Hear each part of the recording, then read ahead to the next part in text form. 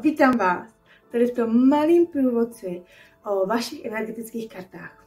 Tak, tyto karty vznikly původně, nebo primárně spíš, k vašemu dotvoření. Aby mohli jít do té hloubky, přímo pracovat s tím, co potřebujete vy.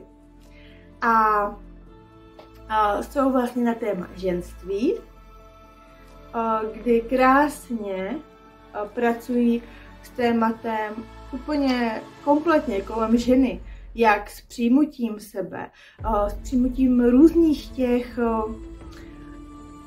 fází té ženy, tváří, protože žena má několik podob a vlastně všechny jsou v pořádku a jsou naší součástí.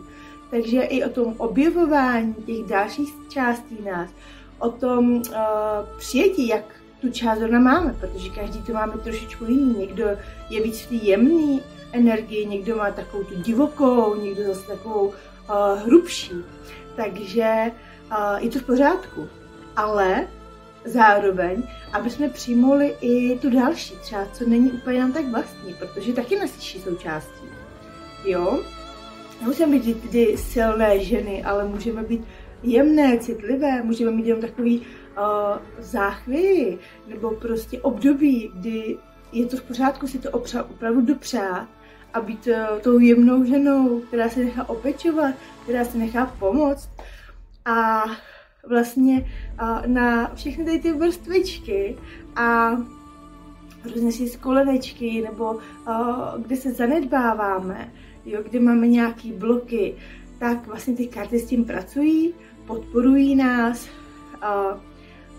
Dá se říct, že i léčí ty témata a pomáhají nám dostat se více k sobě, více přijmout sebe a více to ženství nechat rozkvět.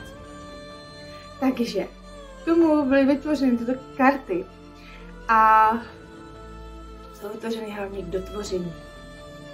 Tak, že v balíčku najdete 33 karet, z toho je 32 udělaných k tomu dotvoření, které nesou tu základní energetickou vrstvu, která už pracuje na nějaké té obecné rovině.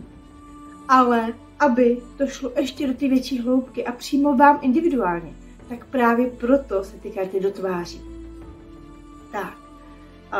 A potom tam jsou ještě takhle 3 prázdné karty. Tak, k tomu si řekneme v dalším videu, kde si řekneme, jak tyto karty dotvářet a jak s nimi pracovat.